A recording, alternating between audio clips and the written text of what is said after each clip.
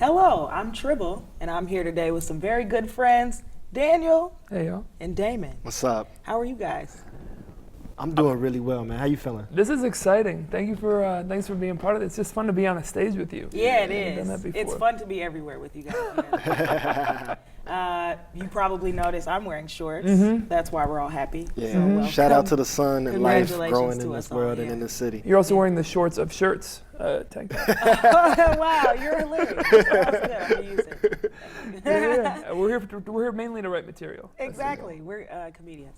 But we're here to talk about you guys' work. You're some amazing guys, and you do a lot of activism around Chicago, which comes in many forms. Damon, you've done some really hardcore sleepover. Yeah. You know, like really, I don't even know the word for it, but just real deep. Daniel, you've done some really deep stuff too, but you guys also do media. You're also, you do the Hoodswazi now. Whole bunch of different projects. Yeah. We're getting around. Yeah. So we work together, to produce and co-host AirGo Radio, which we kind of view as a political art form. So in a sense, even though it is media making and it is entertainment in some ways, it is also our form of organizing, activism, and base building as well, which has kind of expanded our ability to interact with the world we're trying to impact. Yeah. That root word in activism is activate. And that's what you do by spreading knowledge and sharing the knowledge of guests and other people in Chicago with the masses. That is definitely activism. How did you guys get started in social justice and social change? Well, We kind of took different paths. Yeah. So for me, I didn't have a consciousness that I was being active or engaged in any type of activism until I was about 21 years old, definitely coinciding with the death of Mike Brown and the uprising in Ferguson and the real violent state repression that the people of the St. Louis area were facing for standing up in opposition to the death of this young black man. So that was the birth of the organization that I co-founded, the Let Us Breathe Collective. But in starting to do this work, I realized that I have been doing a form of activism or community engagement since I was really like 9 years old, and it started a lot around like wealth building and community empowerment and financial literacy and doing speeches and workshops. What were you doing? Where were you giving speeches at 9 years old? At Anyone who would listen? Yeah, whoever would ask. So I would at some point leave my school and go to other schools like for their assembly or to different community groups. I also was awarded by the Federal Reserve Bank when I was younger as like the Money Smart Kid. So from that, doing a lot of workshops and a lot of conferences. And even though, some of the things in terms of like the economic philosophy, I've kind of like grown or think from an opposite entry point now. Because you didn't have no money. Right. But it was hilarious. It was the foundation of wanting to be of impact and noticing the harms and the limitations and also the beauties and the potential in my community, in my city, amongst black people, And so as, my consciousness grew, as I got to meet more people, the movement for Black Lives or Black Lives Matter, definitely with the birth of the Let Us Breathe Collective is how I've been active, and also got closer to this guy. Hey, obviously I kind of took a little bit of a different path. I'm not from Chicago originally. I'm from the Bronx. So Really? I'm a transplant. I'm now 4 years in, so people are always surprised. They're like, we just assumed you'd always been here. But no, I'm a New Yorker. Snuck in So there's only one question that I have for you about being from the Bronx. Can you break dance? Can I personally break dance? Yeah. I personally cannot break dance. Okay. Maybe I could. I've never tried, and I'm not gonna try right now. This is He has not a gonna be the real time. solid like 1.5 step, like a 2-step. He got a real solid like 1.5 step. Okay. Going. I'm adding that extra step in the next couple years. I That's can one of see my that. goals. Well, the Bronx is the birthplace of hip hop, right? Yeah. So those roots are very much so there. But when you were growing up there, what was the climate like? So I'm also from the part of the Bronx where all the other Jewish white people like me live. So, it's not segregated in the same way that Chicago is. Like it'll be kind of more neighborhood by neighborhood rather than there being like one dividing line. Yeah. But it is because of that, the way that the segregation breaks down, you're more likely in going from one place to another. And I never went to school other than for kindergarten in my neighborhood. So I was always going to school in Manhattan and taking the train to work or to school. I thought of it as work at the time. And, I'm a big believer in like just being around a wide range of people has positive benefits. One, like culturally, everyone being in one place, not in like a melting pot way, but in like a just overlap and different things emerge. But also just personally, it's just good to be around people who either don't sound like you, look like you, smell like you, like just a wide range of experiences. Right. And so for me, you know, that kind of manifested through my relationship to music. And, you know, obviously I'm 26 now. So like my era was like 50 Cent, Dipset, and then Kanye. Yeah. And that's, you know, the Kanye Got to New York, that was the first album I ever bought. We can maybe talk about that later. But like that was my entry point into even thinking about things and just having language to understand my world, because I wasn't getting it, even in like a quote good school, I wasn't getting the language to understand what I was seeing. Yeah. So fast forward a few years, you know, and my parents were politically active in different ways. So I was like going to climate marches and, you know, marches against the Iraq War and stuff like that, and wishing that I was home playing baseball instead of being there on a Saturday morning. But then in college, starting to do radio and media work, and you know, the entrance was always through music and wanting to be in conversation with artists who I thought were erasing cultural boundaries. Yeah. So I started doing a lot of interviews with folks from here, because this is, again, at that era, 2011, 2012, so all the Chicago artists that have now like toured the country were just starting to bubble. Yeah. And so I was coming here and doing interviews with folks, and when they would come through on tour, we went to school in Iowa together, which is how we met. I would do interviews with them there, and then fast forward a little more after graduation, being here, and trying to figure out, you know, each of those artists exists within a context and within a particular community here that I was able to kind of get a sense of through those conversations. Right.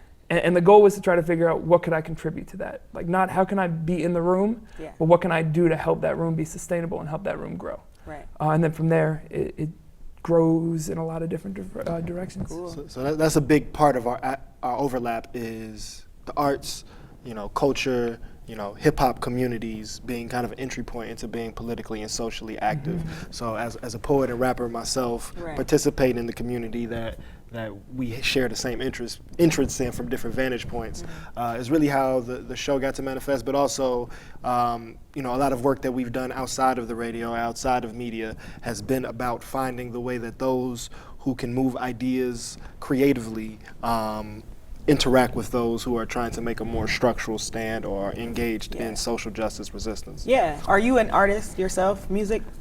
Not music. I'm trying to get more and more comfortable calling myself that. I mean, one, we view the He's a conversation. DJ. I DJ. I do DJ. DJ Empathy. Here's the official drop for it. DJ Empathy? Yeah, there you go. Oh, wow. Yeah. I take some credit for that. Yeah, no, Damon definitely gets the co-sign. Yeah, we talk a lot. Well, I've talked a lot with DJs about how important it is to be able to feel the energy of the room, and that's basically what you're putting back out is empathy. Like I feel you. That's why I think about it that way. Wow, it worked. You like saw it to the core. Yeah, so that's deep. Well, and it's the same thing that we're doing in conversation, right? It's about how do you create a space that isn't hierarchical, that's about like sharing not even just the energy, but like sharing the attention, sharing the like connection between different people. And that's what I'm trying to do when I'm DJing. That's what we try to do when we're in conversation on the show. It's about flattening hierarchy and creating subject-to-subject relationships. Yeah, that's what community is. Exactly. When everybody has a role and they have a part to play, you know, and everybody's in it together. That's awesome. Sure. So those of us who are fortunate to be active, part of our responsibility, or part of our work, is breaking some of those barriers to entry, right? Because when we think of organized, when we think of activism, it's often like very corporate in the model, a lot of meetings, very academic, you know, so many meetings, or it's a lot so of many it's a lot of meetings. protests, right? That is one kind of ableist, because it assumes that you can stand and walk for hours and for miles. And there's different risk involved that, like, you know, cross against different levels of privilege. Right. So how do we make conversation, how do we make sitting down on a stage like this part of the work of how we transform our reality, of how we, you know, contribute and bring impact to our city and to our communities. And so figuring out how to do that, whether that is, you know, through creating space for folks to paint, for folks to dance, it is a part of the work that is exciting and that keeps us going or keeps us moving. And that's what you're kind of doing now with the Let Us Breathe space, brick and mortar space on the west side. Yeah. Well, it's on the south side. It's in back of the yards, bordering kind of the Inglewood border. And so we are the Let Us Breathe collective. We, again, like I said, birthed out of the Ferguson resistance and the general movement for Black Lives. A lot of the work began around police accountability, which transformed to a greater claim of how do we figure out how to have a world without violent systems of accountability. So connecting prisons and policing to the legacy of slavery and therefore our resistance to the legacy of abolition. But that is a big conversation, right? Yeah. And so figuring out It's tough to open with that. how to break it down and how to, bring folks that can make the space fun, or that can bring humor, or that can bring performance to kind of ease some of the tension or some of the real visceral fears when we start talking about these larger, like, systemic issues. Right. So I have something to interject there. So recently, Interject away. recently we had Chicago native Kanye West. We're gonna do it. Yeah, we're gonna do it. Okay. We're gonna do it. We're there. All right. We had him on TMZ say, you hear about slavery for 400 years. That sounds like a choice. And then, so since then, I've been thinking about the relationship to police and slavery, and what that looks like now, and how idiotic that statement is, and how dismissive it is to the Black plight in this country. The real harms. The real harm. How do you feel about that as a Chicago native? How do you feel about that as somebody immersed in music and Chicago culture and activism? Well, as somebody who, my consciousness was shaped by Kanye West in many ways, right? How you stop the Black Panthers. Polos? Ronald Reagan cooked up the answer, right? And so, I start this conversation with having. It was more about the polos for him. He's really revised that over the years. But I start this conversation with a point of empathy, and even though it is a part of the dialogue, the mental health discussion is beyond he needs help, right? There's a sadness that I see of him just not doing well. So I want to kind of start there, but it's obviously a historically ridiculous statement and claim. I hear what he was trying to say about, are there ways that we are complicit or complacent in systems of harm, which there are other ways to have that conversation. So many. But it is, offensive when he built his position to be able to storm the TMZ and have the space to tirade for 30 minutes, from saying things about the sit-ins, from talking about Gil Scott-Heron, from coming from the legacy of the Panthers and the Black liberation struggle, which, we are still accountable to those souls and to those spirits and to our ancestors, and to those who are going to have to continue. And some of them are still alive. That's the other thing. So imagine being someone who did that, and then you're sitting watching TV, and that clip comes out. You're like, man. Yeah, we still have political prisoners who've been in jail for decades for opposing this system that delineates from slavery. So dismissing the collective nature of the struggle, is sad to see him, in that. But you also have to give people the space to be human. And I wish we would take some of the spotlight off of him, because he's obviously not well. So we don't need to keep fanning the flame. I would argue that I don't know him. Yeah. So I don't know if he's obviously not well. Yeah, that's what I was going to say. I've seen him in a way that just as a observer appears not well. And obviously this isn't we discussed Kanye West out, so we should be mindful. But I think it's important. It's he is not well in that these ideas are destructive, right? Both communally and individually. They are, adherence to white supremacy destroys you, just like it destroys your world, no matter who you are. Whether you're benefiting from it or subjected by it, or a combination of both. And so, it doesn't, I've seen him look like he's having a breakdown on TV. He doesn't look like that right now. And I watched the full 2 hours interview and all. It's these are ideas that he has come to and is deciding to put on the world. So that's why the dialogue stuff is so important, right? So that it's not just one person who just stands up and says their piece. And it's not, in the TMZ example, a conflict where the only person who disagrees has to yell it back at him from across the room. It's, if you want to be a free thinker, if you want to be a critical thinker in conversation with people, you have to look at how do you have conversation in a way that is challenging power. Because otherwise, all you're going to do is, even if you're sharing new ideas, which he's not, but even if he was, if you're doing it in a way that isn't structured to challenge the ideas that already exist, those ideas are not going to take hold and spread, Yeah. and maybe even the way that he wants them to. Because I Right. think that's his goal, is for new ideas to permeate and to sell out.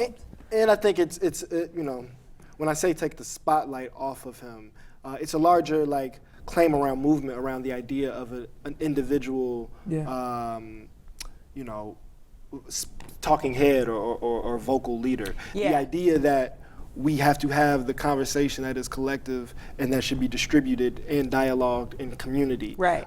We place that onto the Messiah figure. We place that onto the Kanye West, onto the Yeezus. Yeah. And even though obviously some of his ego, you know, enables him to step into that light, we need to like stop training ourselves to have these hero figures Yeah. if we really want to transform, because it is Right. with our collective power that it can And you actually and I happen. know that. We know that because we practice building community, and we Right. practice going back to our ancestry and looking to the various figures in our lineage that have been tools and have contributed to who we are and where we are today.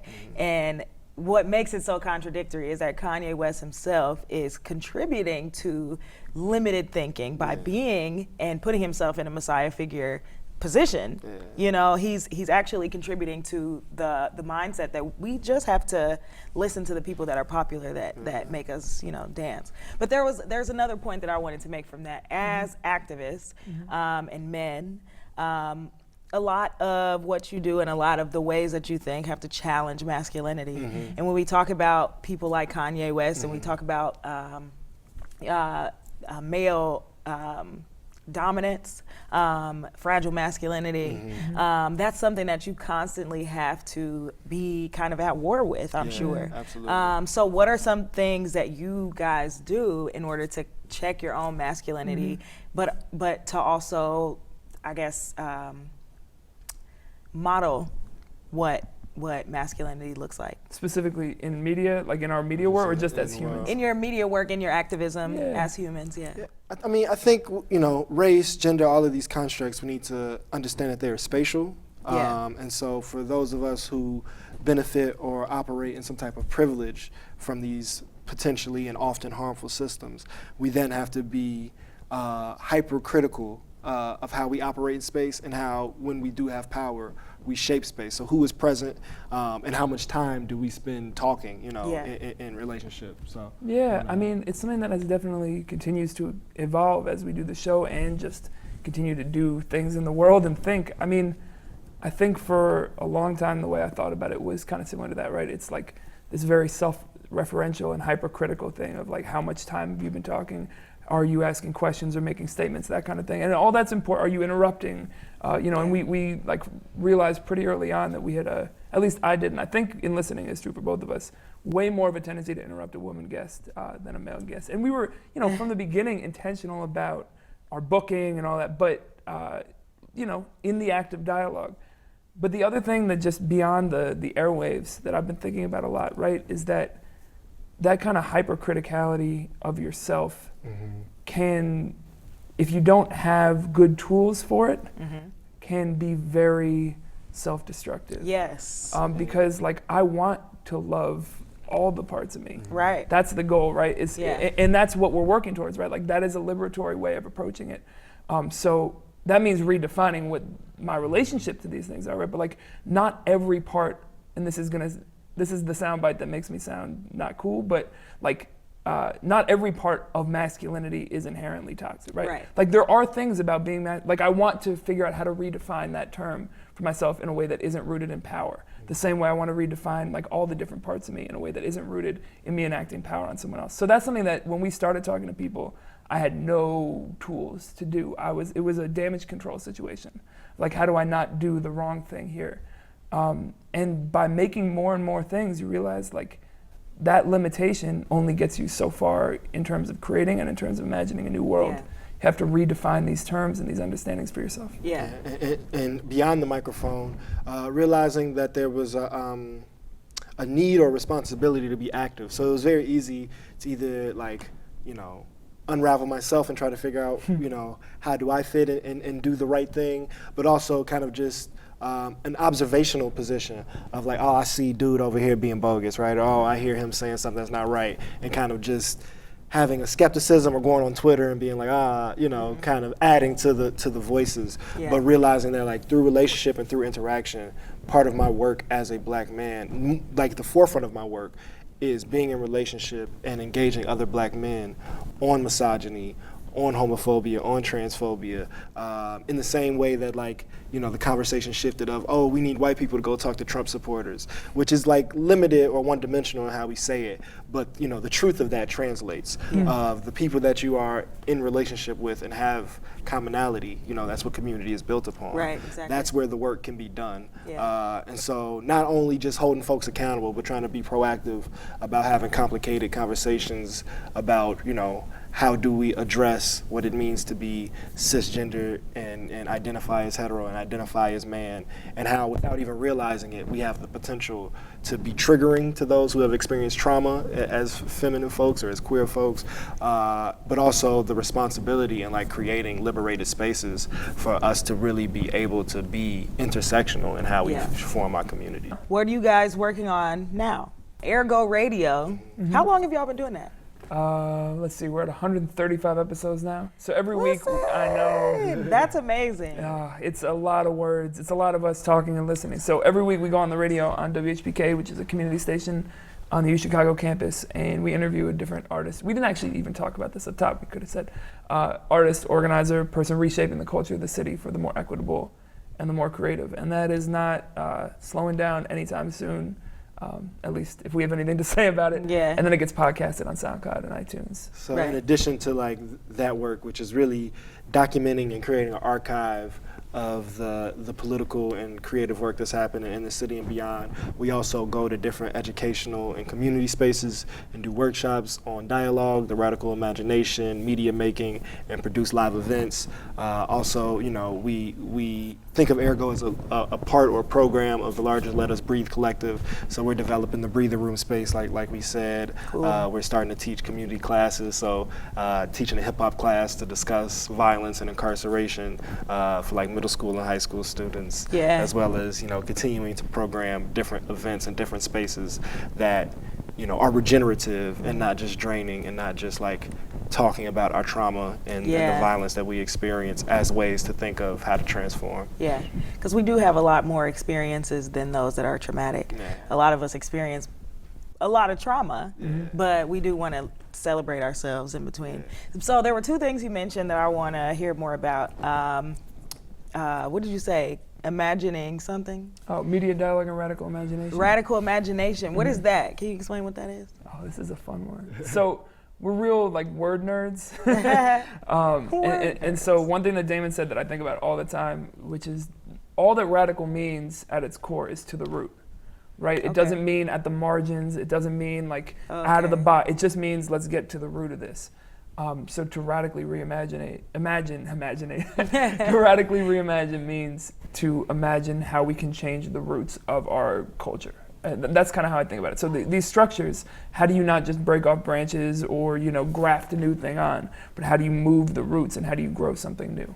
So, you know, that can be as small as like, instead of figuring out how to not interrupt each other in dialogue, actually addressing the power dynamics at play as to why that happened in the first place.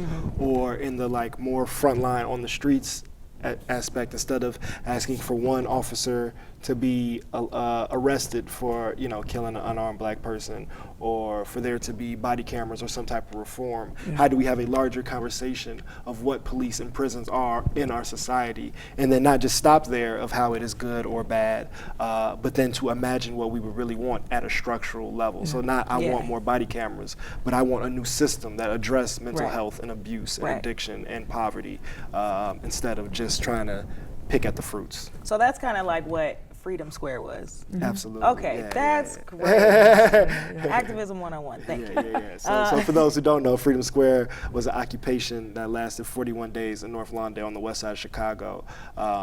across the street from the Chicago Police Department has allegedly tortured thousands of people and, illegally detained folks, including minors. And so using a vacant lot across the street as a space to not only talk about how wrong this institution is, but to try to imagine and try to build and try to create a space where young people and elders and homeless and, college graduates can work together to build a new system or build a new way of how we can live together in the name of freedom. Yeah, that's awesome. And then the other thing was teaching youth a hip hop class about violence and prison. Yeah. So that's Rhyme and Rebellion. That's happening at Breathing Room as a part of the Envisioning Justice series, which is a citywide initiative to imagine new alternatives to incarceration. That's cool. So how are you using hip hop in that dynamic?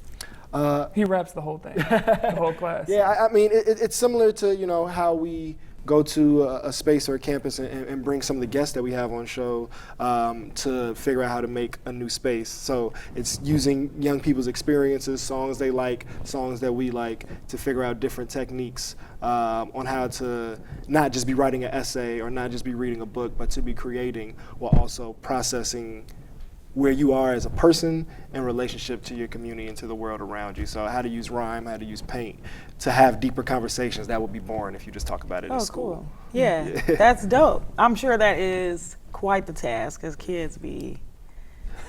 Our students are beautiful. They be kids. Kids be kids. That's it. And we've been teaching media too. We just wrapped up making a pilot with Free Spirit. Free Spirit Media is a nonprofit on the west side that does...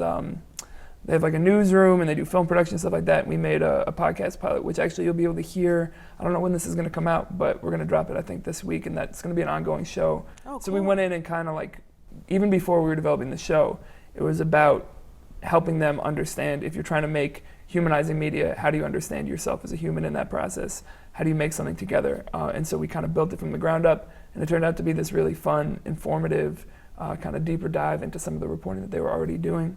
Yeah. And that was fun to do it on an ongoing basis. Yeah, that's really cool. Yeah. Well, I've had fun talking to you guys today. It's been love. What do you Shout out guys- to you and your vest. You know what, me and my vest, we make our rounds. Where can people find you in the world, on the internet? What's next for AirGo? So you can, listen to every episode at airgoradio.com, AIRGO radio. We're on SoundCloud and iTunes under the same name, as well as social media and all that. I strongly recommend for those watching that you check out Tribble's episode. It was one of the more, It was very... we triumphed through adversity on this one. Yeah, we did. Tribble came in with a special guest, which was the worst hangover that anyone's ever seen, and powered through with the help of a musical break. So if you want to know what I'm talking about, check that out. But yeah, you can follow us. And then I produce another show for the Poetry Foundation called Verses. It's a podcast, poets interviewing other poets, and we just got nominated for a Webby, which was cool. And then I do live events across the city. So you can follow me. I'm at Ergo Daniel. And I'm Damon_AF and at Let Us Breathe 773. All right. Where can they find you? I'm at Tribs the Cool everywhere, tribsthecool.com. Find me on a street corner somewhere in Chicago. Much Thanks, love. guys. Appreciate you. Thank you for doing this. Thanks for having me.